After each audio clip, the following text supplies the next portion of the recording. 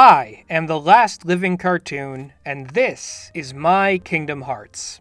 If you've come here expecting the 89th video on how these games have a confusing plot or are what the kids call cringe, I regret to inform you that I've only ever played through the first Kingdom Hearts game. But it was such an unforgettable experience that I only forgot about it once, and now that Sora has joined the roster of Super Smash Bros., I doubt I'll ever forget it again. This chain of memories has been coded and recoded into me during the course of the last 358 days times 2, and that's more than just a pun on the ridiculous titles of the Kingdom Hearts games, it's a literal fact. Back in October 2019, before the pandemic had hit America, myself and some of my best friends did the closest thing to Kingdom Hearts in real life and went to Disney World. As you can probably imagine, this magical vacation, the last real one in my life up until this point, feels like a snapshot into a simpler, cleaner world, where travel between dream drop distances was so much more possible, and we felt unchained for the first time in a long time. And I wholeheartedly believe that in so many words, this is also the lingering appeal of a critically beloved action RPG from the 2000s. A game that, looking back, was a bigger part of my emotional development than I gave it credit for. Because beyond the serotonin boost of knowing that characters like Goofy and Donald had my back, and that the worlds of my favorite stories growing up were just a gummy ship ride away, there was this earnest coming-of-age story about a young boy figuring out his friendships and breaking out of his shell to explore the great big world around him.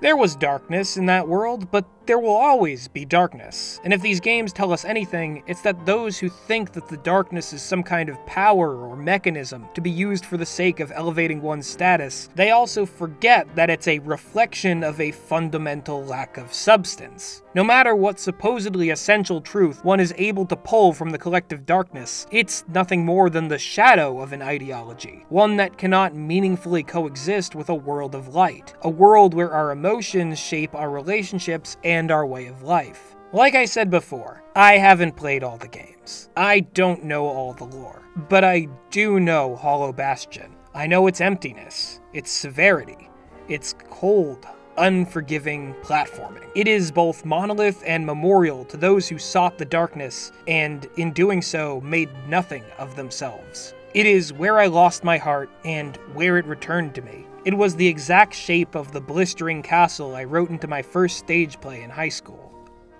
A lot of my writing from that time was influenced by Kingdom Hearts, with a close second being Naruto.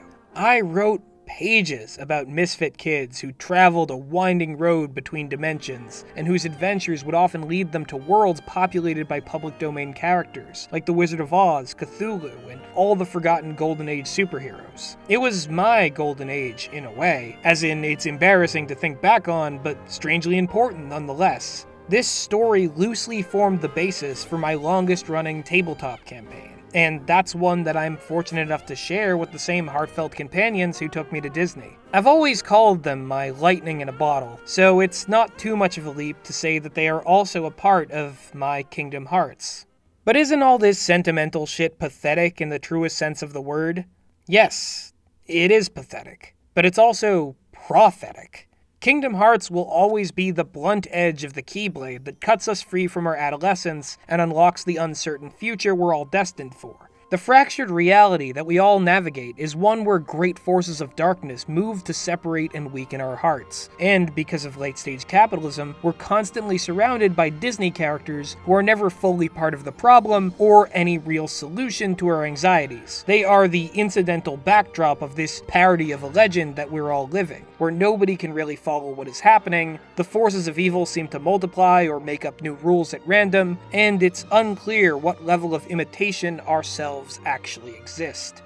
Kingdom Hearts is stupid. It's a dumb game for little babies. I hate it. I think it takes itself too seriously. Tetsuya Nomura writes stories like a meth addict painting the Mona Lisa with his own jizz, and I have no interest in replaying it or delving into the rest of the franchise. If I stare at it for too long, it reflects everything bullshit about my own creative process back at me until I die of a broken heart.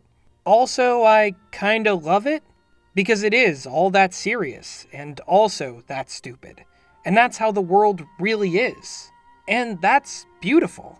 I spent more nights in my teenage years than I'm willing to admit lying awake in bed, listening to Simple and Clean, and thinking that there was just so much more to life than my small town. Since then, I've seen a lot more of the world. I've made so many wonderful connections, and I feel like I've really gotten in touch with who I am, both as a storyteller and a human being. Having done at least this much, I can safely say that taking ourselves seriously shouldn't mean not having fun, because that's the authentic game that we all play when we decide to emerge from the darkness and search for our own Kingdom Hearts. Regardless of warnings, the future doesn't scare me at all.